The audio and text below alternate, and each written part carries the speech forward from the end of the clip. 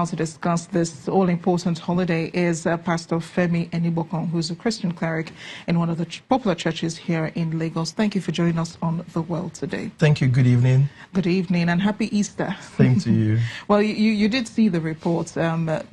People celebrate in different ways. I mean, you saw the ones from the Philippines where people were trying to commemorate the death of Christ by actually going through with the crucifixion, though fortunately they did not die.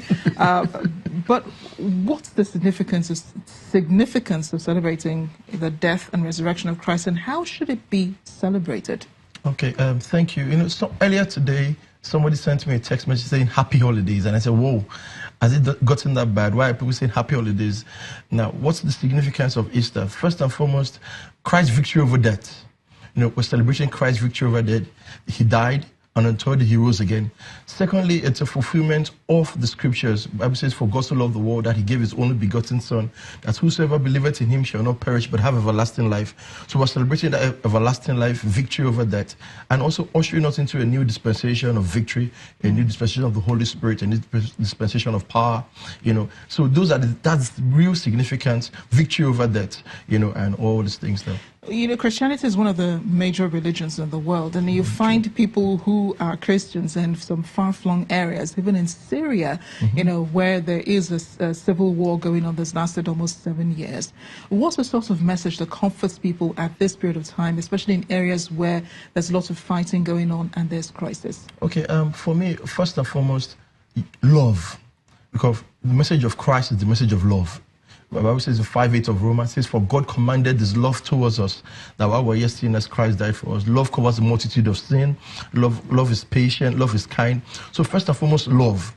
Can we remodel the love that God showed to us by sending Christ to us? Can we remodel it amongst ourselves? Also, unity. Right, unity of purpose, unity as if we should be able to tolerate one another, and okay, I'll just mention one more. Also sharing amongst for those who are less privileged, those who don't have things. Can we reach out to people? Can we go and tell them about Jesus, his love towards us, and also physically demonstrate that love to them? And some people complain that they don't really get to see what being a Christian really is.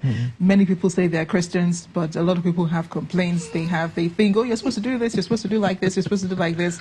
I mean, what's the most Christ-like thing to do during this period? What's the most Christ-like thing that shows someone who's not even a Christian that For me, let me just say it directly. I think it's to win more souls. I know people might expect me to say... you're talking to people who don't even understand the lingo that you're using. Okay, what's our major assignment here is to make sure that we make heaven by living a holy life, and to also take as many people as long with us. So let people know of why Christ came. That's why we're celebrating Easter. Let him know that he came, he died for you, he loves you, irrespective of whatever it is you are going through. Because the Bible says weeping may endure for a night, but joy. A lot of people are going through a lot of things. You have a lot of young people now who are they call themselves science students, right? So under so much influence. You have people who are into prostitution and looking for a way out. Tell them, God hates sin, but he loves sinners. He came and he died for you. So reach out to them. Let the message of Christ permeate through their hearts. Some of them are so far gone. Let them know that Christ still reaches. He says, behold, I stand at the door of your heart and knock. Let them know that he's coming. And also in doing that, people don't care how much you know until they know how much you care. So in telling them about the message of Jesus, you can also reach out to them, what things they need, maybe welfare materials, relief items. And in doing that, but that should not substitute the message of Christ loves them and died for them and is expecting them also in. Thank you so much, Pastor Femi ENIGBOKAN, for joining us on The World today. I appreciate your being here. Happy Easter, and we look forward to celebrating with you and with the rest of Nigeria. Thanks for watching The World today. I am Amarachi Ubani, and happy Easter.